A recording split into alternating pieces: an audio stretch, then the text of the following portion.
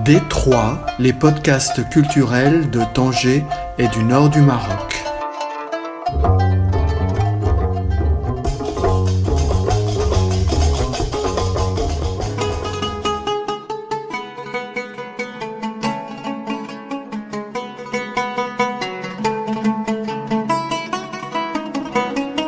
Saïd Messari est un plasticien de Tétouan. Il habite cependant à Madrid depuis les années 80, ville où il s'était rendu pour poursuivre ses études d'art à l'université Complutense, puis préparer les cours monographiques de troisième cycle de doctorat à l'université Autonoma, après avoir remporté bien sûr son diplôme de l'école des beaux-arts de Tétouan. Il fut un créateur de fresques murales à l'heure de la Movida et de la transition post-franquiste. Sa formation lui permit de travailler pour Art Déco en tant qu'estampiste puis graveur, où il cultiva la rigueur et l'exigence que nécessitent les techniques de création sur papier. Artiste qui œuvre avec volontarisme sur les problématiques de son temps, de l'environnement à la mémoire 2.0, il a aussi profité de la création et du succès du salon Stampa pour mieux faire connaître la singularité de son univers et l'universalité de la poésie et la poésie du papier. Désormais, il ne travaille plus que sur ce support d'une façon écologique, gravant des œuvres décadrées, des camées texturisées, des sculptures formées de livres découpés. Saïd Messari est un artiste tout en délicatesse, en finesse, en sensibilité, littéraire, papier oblige. Il a montré son travail à travers le monde, s'illustrant en 2000 avec Dépliant de Barcelone et Série Parabole 2001-2003, puis avec ses expositions Paraboles et Puzzles, Mémoire de papier, Métamorphose du papier, et en 2020 et 2021, Fragilité du papier et Mémoire écrite. Saïd Messari fait preuve d'un militantisme pour le support papier, comme il s'engage pour un monde plus acceptable et vivable. Il expose ses œuvres régulièrement à Tanger, à Galerie Kent, où il participe cette fin d'année à l'exposition collective Impress, réalisée en bonne intelligence avec le salon Stampa madrilène.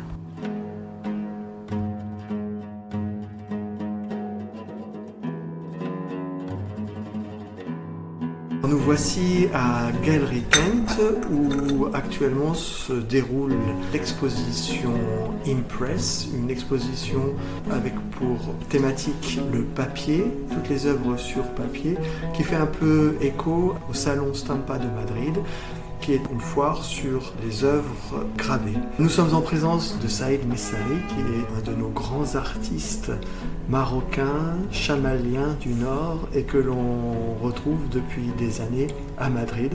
Bonjour Saïd Messari. Ah, bonjour. Saïd Messari, comment devient-on un artiste quand on est un jeune tétouanais? Comment? C'est très difficile. Non, il faut étudier. Tout simplement, non, dans l'école des beaux-arts. Mon cas, j'ai étudié à l'école des beaux-arts de Tétouan. Et après, j'ai allé à Madrid pour étudier mes études supérieures. Et c'est ça le secret. C'est-à-dire que vous avez fait l'école des beaux-arts de Tétouan, vous avez fait la section des arts de l'université Complutense de Madrid, et après vous avez fait aussi l'université autonome de Madrid. L'autonome de Madrid, oui. J'ai fait la carrière de la faculté des beaux-arts aux facultés de beaux-arts de Madrid, en Complutense. L'université Complutense. Non? Quand j'ai terminé la carrière, j'ai fait les cours monographiques de doctorat, de troisième cycle, ça s'appelle l'histoire de l'art à l'Autonoma, faculté des lettres. D'accord. Oui. Et ce troisième cycle portait sur quoi? Quel était le thème de votre thèse? Non, c'est pas. J'ai fait seulement les cours monographiques. Je n'ai pas fait la thèse doctorale, non? Cours monographiques, c'est-à-dire? Les cours de doctorat, que ce sont des cours monographiques de troisième cycle pour préparer la thèse. D'accord. La thèse, je n'ai pas encore préparé la thèse doctorale. D'accord. Et comme diplôme, comme doctorado. De toute façon, c'est pas ça qui vous empêche Non, d'être elle ne artiste. m'empêche jamais. Seulement la culture et l'histoire, non? Et la peinture, la création. Ouais. Mais ce que j'aurais aimé savoir, c'est qu'est-ce qui fait qu'un petit garçon de Tétouan, dans les rues de Tétouan, décide de devenir artiste? Quand j'étais très petit, mon frère était l'ami de un pionnier de l'art contemporain marocain, c'était Mohamed Cheba. Et ce sont des amis. Donc grâce à c'est Mohamed Cheba qu'il m'a injecté l'esprit de la création. Parce qu'il venait à la maison, il me donnait des cadeaux, de la peinture à aquarelle, de tempera, des papiers. Mais je n'ai jamais pensé d'étudier les beaux-arts. J'ai vu la nécessité d'améliorer mon esprit artistique.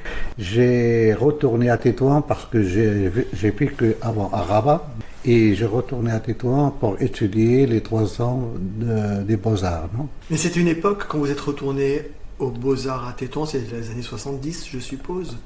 C'est 70, 72. Ouais. C'est une époque où les Beaux-Arts de Tétouan étaient encore très marqués par le classicisme. Exactement, oui. J'ai étudié avec des professeurs qui sont en général académiques, comme Seigneur Ali Nakhcha, comme Fahar, comme Mkimrara. Tous ces gens, ils ont étudié l'académie à l'école supérieure des Beaux-Arts de Madrid. Avec une très forte empreinte franquiste, sans doute très conservatrice. Le dessin, c'était une méthode très orthodoxe, très académique, oui, c'est ça. La peinture aussi, non? Et j'ai étudié à l'école des Beaux-Arts. Première année, comme tout le monde, le dessin, la peinture, la sculpture, comme des idées basiques, non? Et après, je me spécialisais en décoration. Alors que dans votre travail, vous êtes tout sauf un décorateur finalement. En principe, oui.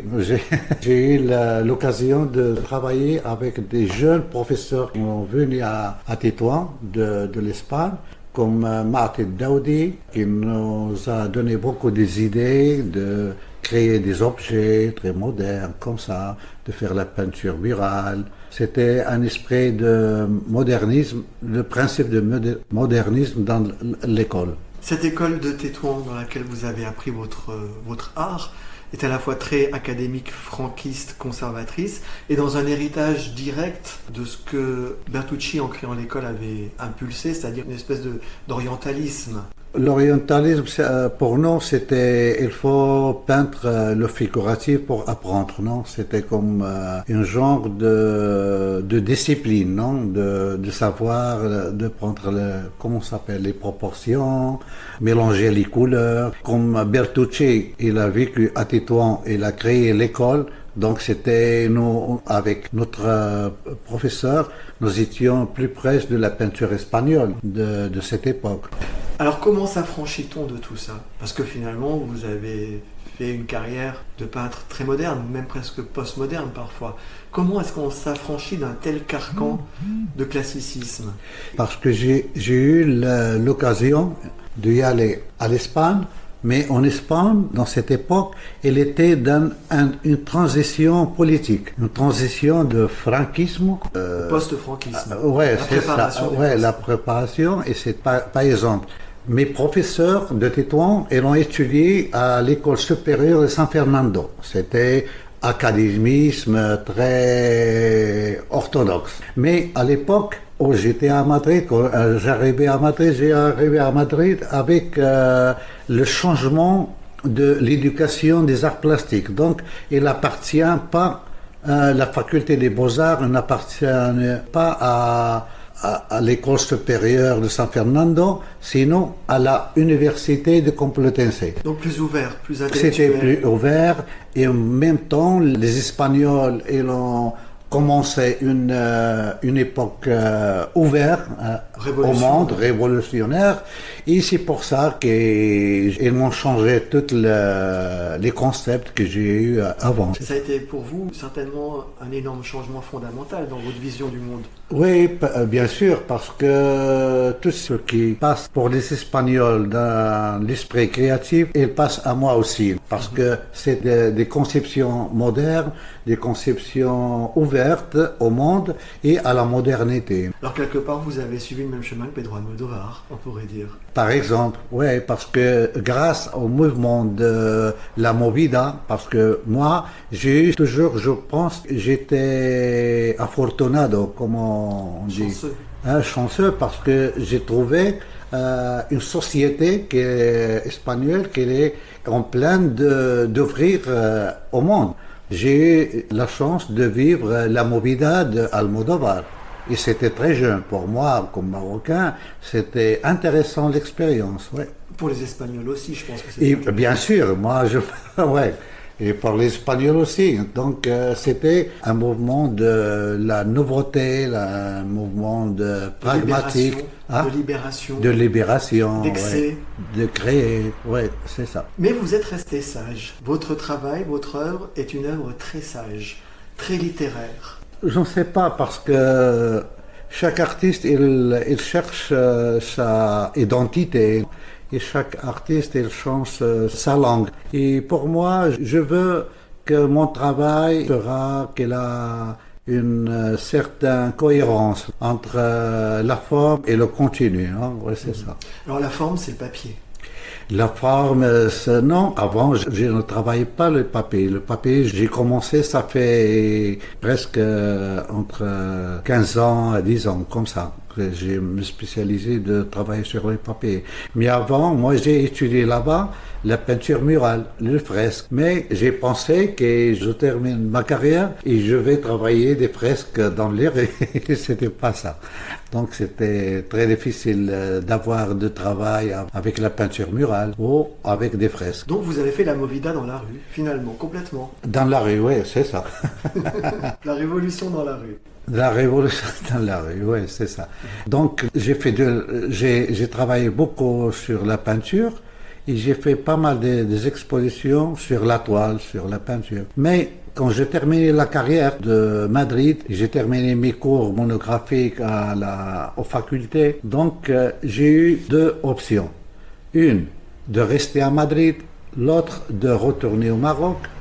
Parce que j'ai eu des diplômes pour travailler. Mon père, il m'a dit, qu'est-ce que tu vas faire ici? Parce que il a eu beaucoup de la raison. Parce que à l'époque, il avait très peu de galeries. Il n'y avait que des pionniers de l'art contemporain. Mais il n'y a pas eu un mouvement de l'art au Maroc. Et ça, autant en Espagne qu'au Maroc. Il n'y avait pas tant de galeries que ça au Maroc. En Espagne non plus. En Espagne non plus. Parce que les galeries qui étaient modernisées, elles étaient très peu. Et ils travaillaient seulement avec les pionniers de l'art contemporain espagnol, comme Luis Feito, Canogar, des mouvements comme ça, très pragmatiques par rapport à la culture traditionnelle de la peinture espagnole. Ouais. Tapies, bien sûr. Tapies, bien sûr. Ouais. Tapies vous a un peu inspiré quand même. J'ai une légère influence de chaque artiste universel, comme Tapies, comme Picasso, comme Goya. De chacun, j'ai pris un petit peu de technique parce que Tapies, il fait des graphismes que moi, je le vois, c'est comme un calligraphe arabe. Parce qu'il écrit. C'est une composition écrite, oui. Ouais, graphique, ouais, c'est ça. Donc, et la peinture en général espagnole, si on va comparer avec l'italien, toujours elle était la peinture moderne très très ouverte. La française aussi. C'est pour ça qu'on trouve entre Fernand Léger et Picasso à Paris, il y en a beaucoup de différences au Matisse. Chacun il a sa originalité, non? Mais en Espagne, et on travaillait beaucoup sur les textures. C'est pour ça, moi, j'aime bien la texture. Et ça, c'est une influence énorme parce que, effectivement, tout l'art espagnol, d'après le franquisme, est très texturisé et ce que vous faites est très très très texturisé aussi. C'est peut-être ça la véritable influence directe. Ouais, c'est effectivement, c'est ça ce qui s'est passé. Non? Alors, il me semble que votre travail de peinture, de couleur, me rappelle beaucoup l'abstraction lyrique à la façon d'Alechinsky, Qu'est-ce que vous pensez de cette remarque? Si, parce qu'ils font partie de notre culture aussi. Parce que tous les Marocains, en principe, ils travaillent beaucoup de l'abstraction pour se libérer de figurative. Même la calligraphie, c'est figuratif, il a un sens figuratif. Parce que quand tu écris quelque chose, c'est une forme que tu es en train de dessiner. Mais de faire la narration, moi je m'approche parfois à la narration, c'est pas littéraire, mais il faut toucher des thèmes. Par exemple, quand je travaille sur la mémoire, j'aime bien que la personne perçoive quelque chose que moi je transmets comme un thème, comme ça. Alors quels sont vos grands thèmes de prédilection? Si dernièrement je suis attrapé avec la mémoire et la technologie, la mémoire de l'être humain et la mémoire de la technologie, et la confrontation qu'il y en a entre la technologie et l'homme, c'est ça.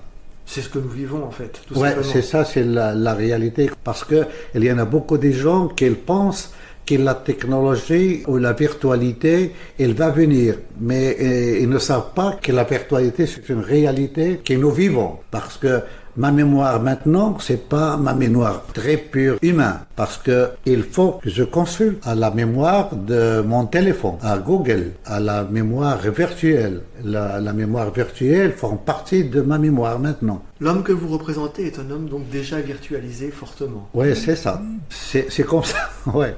C'est la réalité.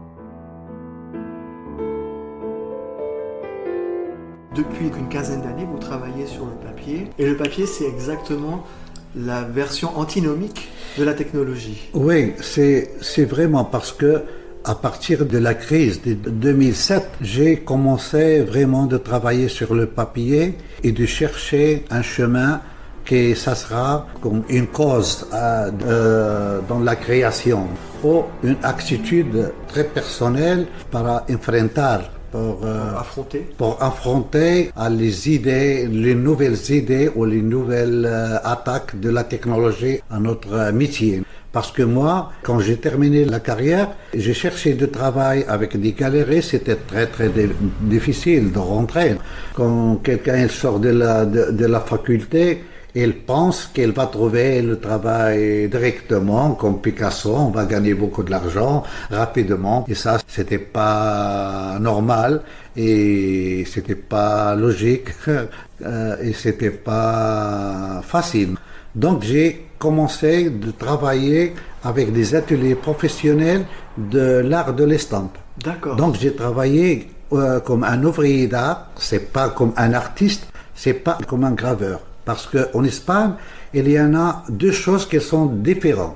Il y en a parce que tout le monde il pense que la gravure et l'estampe, c'est la même chose. Non, il y en a un graveur, ils peuvent être seulement un graveur, et un estampeur, c'est un autre métier, qu'il y en a beaucoup de gens qui travaillent que d'estampeurs. Par exemple, la calcographia de Madrid, nationale de Madrid, il y en a des estampeurs que ce sont des gens qui travaillent d'une manière, c'est un métier, qui travaille, qui fait seulement des estampes de Goya, de Velázquez, de je ne sais pas moi. Ils travaillent comme des estampeurs. C'est un art, c'est un métier très intéressant. Mais dans ReproArt où j'ai travaillé, moi j'ai travaillé, c'est pas comme artiste, j'ai travaillé comme estampeur. Et j'ai appris beaucoup que je n'ai jamais appris à la faculté, comme estampeur. Là, il faut une rigueur technique colossale, il faut être absolu et capable de travailler sur plusieurs styles et plusieurs champs différents. Ça demande de l'ouverture, de l'adaptabilité et puis une rigueur énorme. Exactement, parce que, par exemple, pour moi, quand j'ai travaillé avec ReproArt, quand j'ai une demande de ReproArt pour moi, comme un travailleur, il me dit, cette bodygon, cette nature morte, des fleurs, je veux 275 qui sont totalement égales. C'est l'art des stampeurs. Il faut faire une copie artisanale, mais c'est pas une édition. Chaque copie, il a une tonalité différente à l'autre. Non, il faut être exactement parfait. C'est grâce d'être estampeur, je suis un artiste de l'art multiplié. Parce que je peux multiplier des choses et je peux le faire identique, une copie identique. Ça, c'est la définition d'un stampeur, non? Oui. On dit, oui. Et les graveurs, il y en a des artistes qui travaillent dans l'offre graphique, ils peuvent seulement, parce que dans ReproArt, moi, je fais comme estampeur, mais il y en a des artistes qui sont des graveurs, qui faisaient des planches. J'ai passé presque 3 ans à ReproArt, ils n'ont jamais accepté une gravure réalisée pour moi. Et pourquoi? Parce qu'ils ne me considèrent pas comme graveur. Parce que moi, j'ai préparé des petites gravures et je les présentais à la direction. Ils m'ont dit, mais ça c'est très intéressant parce qu'ils ne savent pas que moi j'ai étudié les beaux-arts. J'ai une fond comme un peintre parce que moi j'ai étudié. Eux, ils m'ont pris parce que moi je peux faire des estampations identiques. Ils vous connaissent comme un artisan. Un artisan, oui, c'est ça. Mais dans le métier d'artiste, il y a aussi l'artisanat, donc c'est bien d'avoir... C'est ça. C'est pour ça que la partie artisanale, elle a influé sur moi beaucoup. Et j'ai appris beaucoup de choses avec la gravure en la réalité, avec d'être estampeur. Premièrement, la discipline. Deuxièmement, de la concentration. Et troisièmement, de savoir comment tu peux travailler. Et parce que toujours dans les éditions de la gravure, s'il y en a une édition plus de 100, il y en a un problème. Ça bouge, il y en a un problème de 10 à 15% de perdida. De perte. De perte, oui, c'est ça. Donc un bon estampadeur, elle qui ne perd rien, elle qui perd par exemple 2 ou 3 ou 4. Ça c'est très intéressant. Donc j'ai appris tout ça. Et quand il y a l'époque, ReproArt, a commencé de me faire des contrats comme graveur, c'est une reconnaissance. Donc mon niveau économique, il a changé et mon niveau artistique aussi. Donc j'ai commencé de travailler et de penser de créer mon atelier de la gravure. J'ai ouvert mon premier atelier de la gravure à Madrid.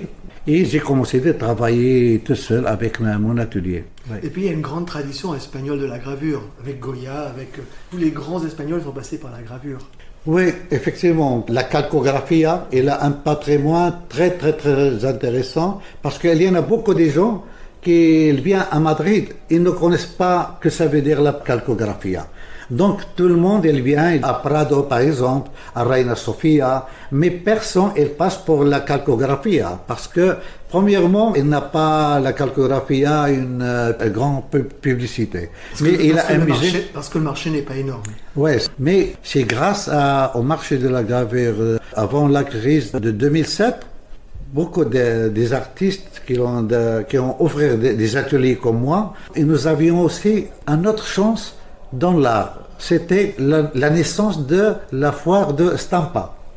Donc la naissance de la foire de Stampa, il m'a changé beaucoup ma vie professionnelle. Non seulement la mienne, aussi de tous les collègues espagnols.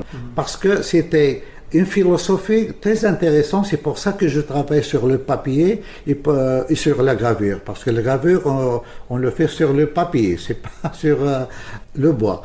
Donc, Stampa, pour nous, c'est une reconnaissance et on a appris beaucoup parce que c'était chaque année, il faut participer à Stampa. Donc, chaque année, c'est une foire et chaque année, il faut faire des nouveautés et chaque année, il faut améliorer le travail. Ça donne une visibilité et ça crée un marché. Oui, c'est ça. Les 10 premiers ans de Stampa, c'était a hecho la gravure en Espagne en bombe parce que toute la classe moyenne, ils ont changé de sa maison les affiches qu'il achète de Matisse à Paris dans un voyage de tourisme pour une gravure originale.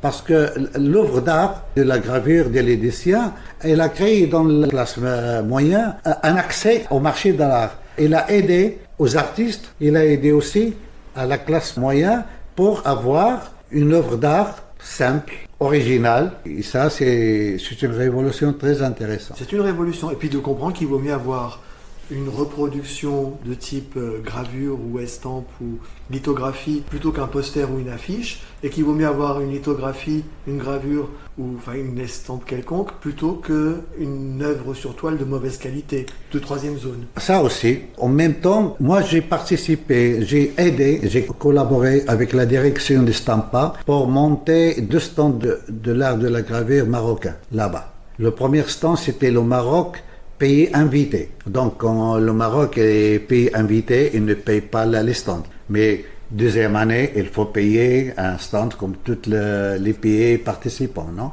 Et Stampa, il a pris une situation très intéressante dans le monde de la création parce que il a appuyé, comment ça s'appelle, le travail sur la gravure et sur le papier. Et ça, c'était un caractère très intéressant. Mais à partir de 10 ans, Stampa, il a commencé la compétition avec Arco. Ils ont commencé de changer la philosophie de la personnalité de Stampa. Ils ont commencé de faire la sculpture, Marché de l'art. la marché de l'art. Donc, ils ont converti le Stampa comme une deuxième foire de la peinture de l'art moderne comme Arco. Il n'a pas le même public, mais c'est une autre foire, non? C'est ça. Mais encore une fois, je pense que c'est pas étonnant que ça soit l'Espagne qui ait créé une foire, un salon comme Stampa, parce qu'il y a une tradition. C'est l'Espagne et l'Allemagne qui ont 2 grandes traditions de gravure en Europe. Et c'est donc ça qui vous a amené au papier. C'est donc à la fois votre travail d'abord d'estampeur, ensuite de graveur, la reconnaissance que cela représentait pour votre technique et votre savoir-faire, et ce salon qui vous ont amené à travailler le papier. C'est ça. Et j'ai commencé à donner au monde de papier le respect qu'elle a. Parce que l'art de papier en Occident du monde, il n'est pas assez bien évalué comme la Chine, comme la culture japonaise. La Chine qui l'a inventé. Ils ont inventé le papier, les Chinois, les Indiens, non? Oui. Les Japonais, ils ont une relation avec du papier, c'est une relation sacrée. Ils respectent beaucoup l'art de papier. Où le papier est travaillé comme une matérialité en soi. Ouais. C'est-à-dire que la moindre petite différence de grain fait une différence de qualité du papier et d'identité du papier. Pour moi, ce que je respecte de ça, c'est le japonais ou le chinois, ils respectent le papier. Et ça c'est très intéressant. Par exemple, moi, j'ai venu ici au Maroc, ça fait maintenant 15 ans comme ça, pour présenter mes travaux à Casa. Et une galerie, il m'a dit, c'est très bien ce que tu es en train de faire, mais est-ce que tu as de la peinture à huile? Et moi, je disais, j'ai la peinture à huile, mais je ne l'expose pas. Et c'est vraiment, j'ai de la peinture, j'ai fait de la peinture. Mais le ex-directeur de Stampa, c'est lui qui a créé Stampa et qui a idéalisé Stampa et qui a conceptualisé Stampa. Victor Del Campo, il a disait toujours, la gravure, ce n'est pas la sœur orphelin de la peinture. C'est un champ de la recherche. Comme la sculpture. C'est comme la sculpture, c'est comme la peinture, c'est comme des autres domaines. Mais je crois que le Maroc, en peaufinant sa connaissance de l'art contemporain, commence maintenant à apprécier les œuvres sur papier. Et commence à apprécier l'identité propre du travail sur papier. Au Maroc, ils ont commencé, mais il faut travailler plus dans ce champ parce que la peinture au Maroc, elle a très spectacularité de marché. Oui. Et l'art, ça coûte très cher. Mais ça, c'est bien parce qu'il y en a des gens qui donnent la valeur à l'art, ça c'est bien. Mais il y en a, la classe moyenne n'ont pas l'accès des travaux qui sont coûteux, qui sont trop chers. Alors, il y a ce problème effectivement du marché marocain de l'art contemporain qui est un marché extrêmement spéculatif. Mais n'oublions pas qu'il y a 10 ans, il n'y avait pas de marché du tout. Il y a 10 ans, il n'y avait pas de marché, donc il n'y avait pas de galerie, donc il n'y avait pas de musée, donc il n'y avait pas de reconnaissance, il n'y avait pas de revue. Et c'est grâce à cette spéculation qui est artificielle, mais ça existera toujours de toute façon, que les choses se sont structurées et que quelque part aujourd'hui, Melehi est reconnu comme il est reconnu de la façon dont il est reconnu, que chez Baha aussi il est, et que des plus jeunes le sont. C'est grâce à cette spéculation qui a permis de mettre les choses au niveau où elles sont. Ouais, c'est ça. Et le papier en bénéficiera très vite, je crois. J'espère, j'espère, parce que moi je travaille au papier, avec le papier.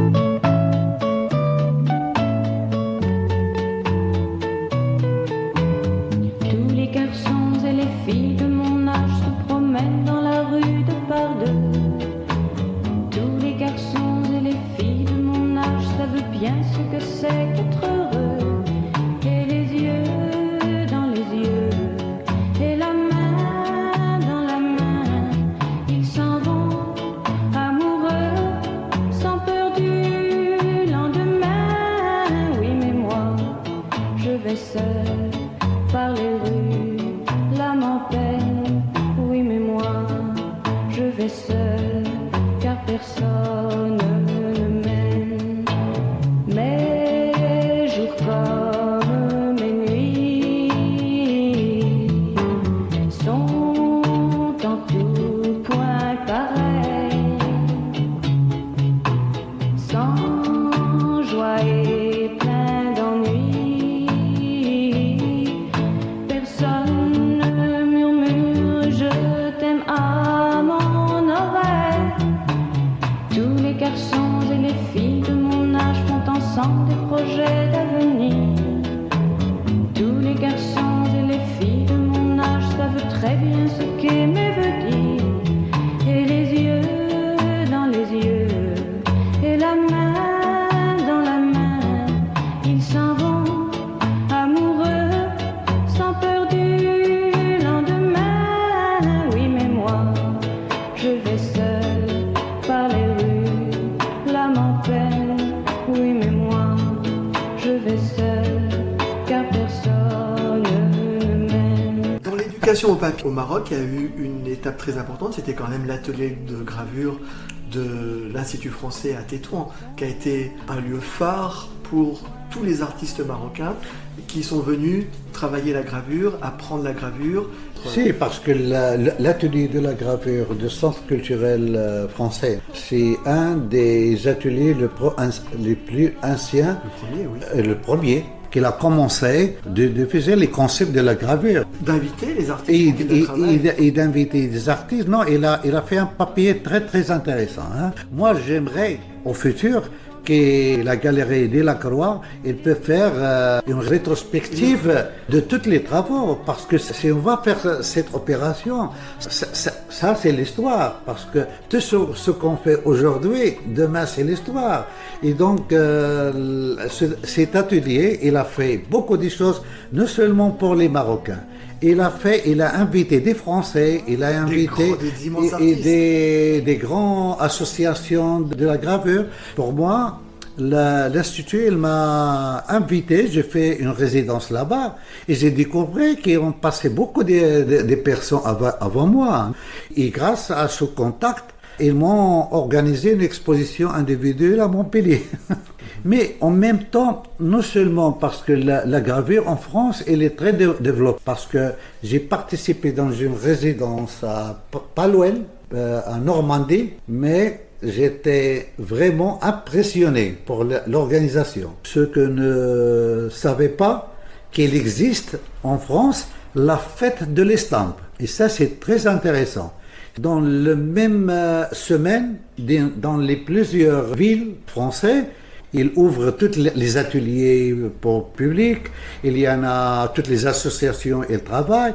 Et c'était pour moi choquant, parce que même en Espagne, nous avons beaucoup des artistes qui travaillent, nous n'avons pas une fête, nous avons seulement la foire. Ouais. Mais alors en France, c'est quand même les grands artistes de l'estampe, on va dire que c'est Jean-Charles Blé, on va dire que c'est Michaud, Henri Michaud, on va dire que c'est Pincemin, qui d'ailleurs est venu à Tétouan. C'est quand même très intellectuel. L'art de l'estampe étant associé au papier est associé à l'intellectualité. Ce qui est votre cas aussi. Moi, j'essaie, maintenant je suis dans une époque et j'ai beaucoup d'idées, il faut prendre les idées peu à peu pour canaliser les recherches comme ça, avec tranquillité et tal, non? Mais j'aimerais bien que je serais un bon intellectuel au futur, pourquoi pas, dans la gravure. Quand on vous voit venir au Maroc et à Tanger, vous êtes toujours... notamment, on sent que c'est un de vos proches amis avec Barnabé Lopez Garcia, qui est un des summums de l'intellectualité sur les réflexions géopolitiques en Espagne. Donc on sent qu'il y a tout un entourage très intellectuel. J'ai eu de la chance. Quand j'ai arrivé à Madrid, j'ai eu beaucoup des amis qui sont arabistes. Oui, orientalistes. Orientalistes, non? Dans le sens contemporain du terme. Contemporain, ouais, c'est ça. Et j'ai appris beaucoup d'eux. J'ai appris beaucoup parce que... Et peut-être qu'eux ont appris beaucoup de vous aussi. Et peut-être, oui. La vie, c'est comme ça, non? C'est l'échange, oui. Et alors, qu'avez-vous appris avec eux? J'ai appris beaucoup de choses. J'ai appris que la lecture, c'est très intéressant dans la vie. Qu'il faut analyser les autres, auto-analyser aussi. Il faut se situer, spécialement pour l'expérience, moi, avec l'Espagne. Et eux, ils vont chercher de situer les Espagnols dans le monde. Donc, moi aussi, il faut que je cherche quelque chose comme ça. Oui, c'est ça. Donc, c'est avec les orientalistes, les chercheurs orientalistes madrilènes que vous êtes devenus un symbole de l'intellectualité de l'art marocain. Non. Pas encore, parce que c'est pour ça que j'ai fait les cours monographiques de doctorat en la faculté des beaux-arts, parce que je crois qu'il faut étudier, il faut être académique dans ce sens, d'étudier l'histoire de l'art, de la culture de l'art, tu vois. Il faut lire beaucoup. Nous, les artistes en général, les facultés ou dans les écoles des beaux-arts, nous apprenons que des techniques, le travail manuel et de l'atelier. Non, il faut s'alimenter avec les concepts parce que le monde il est en train de changer, la culture elle change, il faut vivre ça et s'alimenter de ça. Non? Alors, dernière question, comment êtes-vous arrivé à ces œuvres qui ont des formes rondes et qui ressemblent à des portraits, tant à des portraits du XVIIIe siècle qu'à des camées antiques, où on voit des personnages de profil? Comment êtes-vous arrivé à travailler systématiquement sur ce format-là et dans cet esprit-là? C'est seulement ce que je voulais faire dans la gravure, parce que dans la gravure, il est toujours la gravure. Se travailler avec des formes ou rectangulaires ou carrées. Et l'estampe peut être circulaire, mais l'estampe dans un carré ou dans un rectangle. Dans l'orthodoxie de la gravure en Occident, il ne faut pas couper le papier avec le ciseau, avec un cutter, il faut laisser étaler. Donc, comme moi, je n'ai pas cette base de l'orthodoxie, je cherche des nouvelles formes. Donc, j'ai pensé de travailler sur des châssis qui sont circulaires, qui donnent la dimension d'apporter quelque chose à la gravure. C'était l'objectif de sortir de le normal ou de la tradition de la gravure, parce que les ateliers de la gravure où j'ai travaillé, ils sont beaucoup, ils sont très sacrés. Non. Et c'est rectangulaire, un point, c'est tout. Donc il faut travailler, non, parce que le gravure, il faut le faire comme ça. Et non, on peut pas, chez moi, je veux expérimenter quelque chose, et pour moi, j'ai un esprit un petit peu révolutionnaire. J'aime bien expérimenter pour avoir des nouveaux résultats. Sinon, si je fais la même gravure comme il fait l'autre, donc moi, je n'apporte rien. C'est pour ça que j'ai commencé de travailler sur des supports triangulaires et des supports circulaires. Et alors dans ces cercles, on trouve des portraits, des profils de fantômes quelque part. Et là, on rejoint votre thème de la mémoire. Ouais. On retrouve des salamandres, des lézards, tout un univers un peu antique. Ce sont des profils qui sont neutres. C'est pas une tête marocaine, c'est pas une tête chinoise, mais c'est une tête humaine. En même temps, c'est pas une tête féminin ni masculin, c'est une tête. Donc, dans la tête, ce qu'il me passe à moi, à Madrid comme Marocain, ils peuvent passer à un Chinois qui vit aux États-Unis. Et thématiquement, quand je relationne ces têtes avec la mémoire et tal, donc la mémoire, elle est dans la tête, c'est pas dans les poches, non? Donc, c'est pour ça que je vais créer quelque chose comme ça de neutralité, pour donner un art que ça sera un petit peu universel. Universalité, ouais, de profil humain. Et il y a aussi ces œuvres que vous travaillez, des sculptures que vous faites dans des livres, dans des pages, en redonnant à la reproduction une troisième dimension, mais une troisième dimension qui s'ouvre comme un livre. C'est très étrange comme travail, c'est très beau, c'est très poétique, c'est très littéraire. Effectivement, parce que toujours je défends la création et la création pour la création. Parce que parfois, quand on a étudié beaucoup dans une école académique, l'étude académique ou l'éducation académique, était fait une canalisation très orthodoxe. Et ça, c'est bien et c'est pas bien. C'est bien pour une part parce que on a appris l'alphabet des gammes de la création. Ça, c'est bien. Toi, tu peux créer ton langage. Mais c'est pas bien parce que si tu vas toute la vie, on fait la même chose. Moi, je me rappelle dans un interview qu'on fait à Pedro Almodóvar, ça fait dans ce troisième film. Je crois que c'était Del Torero. Bon, par conclusion, le journaliste, il a dit à Pedro Almodóvar, pourquoi tu n'as pas un style sur le même thématique des films? Parce que ce premier film et le deuxième film et le troisième film sont des Almodóvar, mais chaque film, il a ses personnalités. Il a dit, donc lui, il crée dans la création. Quand il n'a pas de la création, il va répéter ce qu'il est en train de créer. Donc, ce que j'ai appris de cette intervention d'Almodóvar, le plus important dans l'art, c'est la création. Et de se renouveler, et de chercher des... Ouais,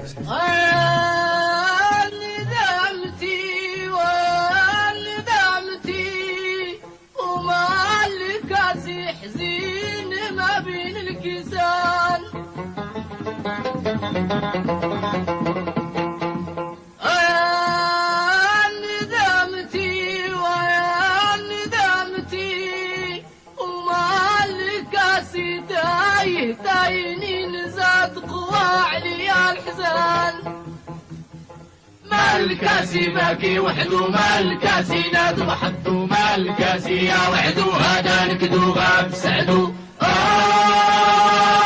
يا الصيام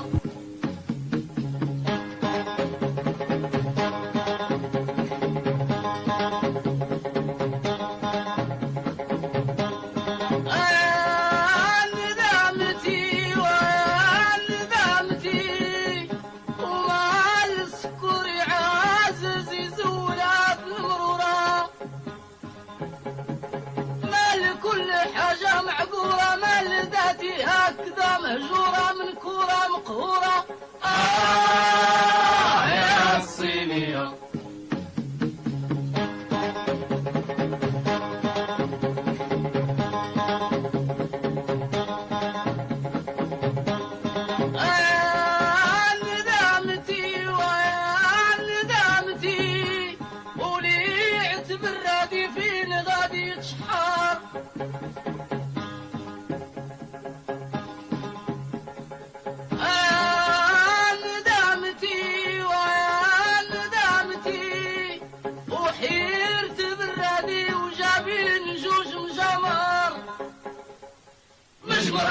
بالفخر ومجور بلطان هاجر فاخر صار ومادو قلبي المحروق بالبعادات شنود بالبراد يا الصين. Ça fait environ maintenant 5-6 ans que je connais votre travail, qui pour moi est très lié à la rencontre avec Galerie Kent. Et c'est vraiment Galerie Kent qui vous représente très très bien en ce moment au Maroc. Les premières fois, et même par la suite, j'ai trouvé que votre travail me faisait penser à des travaux d'installationniste. Ça ressemble presque plus à des installations qu'à des œuvres classiques sur des cimaises. À partir de 2007, beaucoup des ateliers ont fermé à Madrid à cause de la crise. Beaucoup des amis qui ont perdu le travail et ont changé la métier. Moi, la gravure aussi, il a baissé la vente. Le marché de la gravure, depuis 2007-2008, il a commencé de baisser énormément. Donc moi, j'ai vécu une crise professionnelle et une crise économique parce que j'ai arrivé de penser comment je peux perdre mon métier que j'ai commencé depuis longtemps et qu'est-ce qu'il faut faire pour sauver ton métier. J'ai commencé d'apporter, c'est ça un des motifs, non? Des éléments, oui. Des éléments qui me poussaient de rapporter l'art de la gravure à l'installation. C'est comme ça qu'ils peuvent valuer la gravure parce que l'installation, elle est à la mode. Donc, j'apporte mon travail de la gravure à l'installation et j'apporte l'installation à la gravure. En même temps, j'apporte la gravure à la technologie et la technologie à la gravure. C'est pour ça que je ne veux pas perdre la manualité. Parce que ma manualité en arabe, elle a un terme très intéressant, c'est yadawi, de main. Je ne sais Artisanat. pas. Artisanat, c'est quelque chose qui se travaille avec le yadawi, avec les mains. Comme ça. J'ai sauvé mon métier à travers et j'ai introduit mon métier dans le développement qu'on est en train de vivre. Quand je dis j'apporte la technologie à la gravure, maintenant j'ai fait le 3D, je travaille avec laser et tout ça, je suis en train de faire des gravures avec laser dans la gravure. Donc je suis en train de sauver mon travail. Ouais. Et alors, après la crise des subprimes de 2017, après la crise de la Covid, après la crise de la guerre d'Ukraine, vous l'avez sauvé votre travail? J'ai sauvé mon travail et je suis très heureux parce que maintenant, il ne m'interprète pas seulement comme un simple gravure, parce que j'ai converti mon gravure à une œuvre unique et qu'elle a une valeur comme la peinture et comme la sculpture et comme des autres pièces. Toutes ces graves crises vous ont obligé à vous penser vous-même comme un artiste, un grand artiste, et vous êtes devenu le grand artiste que vous êtes. Moi, je ne suis pas un grand artiste, mais merci. C'est moi qui vous remercie, Saïd Messari. Merci à Aziza Laraki et Dina de Galerie Kent de nous avoir accueillis. Ce 13e épisode de Détroit était consacré au plasticien, peintre, graveur, sculpteur Saïd Messari, venu à Tanger pour participer à l'exposition collective Impress à Galerie Kent, où s'est déroulé cet entretien en décembre 2022.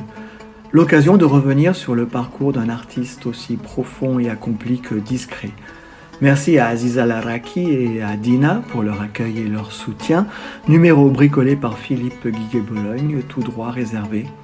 Merci aussi à Omar Mtiwi pour les musiques des génériques, solo de lutte extrait de son album Andalousie, ainsi qu'à l'ensemble Ibn Arabi pour la mélodie Linbi Rasoul Hagshok Al-Habd Fikr Ibn Arabi, et enfin à Dargnawa de Tanger. Les musiques d'accompagnement ont été gentiment empruntées à Manuel de Falla, Dances from the Sombrero, de Tres Picos, Danza del Molinero, interprétées au piano par Benita Meshulam, Tous les garçons et les filles de mon âge de Françoise Hardy et Sinia de Nassel Riwan, tous les trois choisis par Saïd Messari.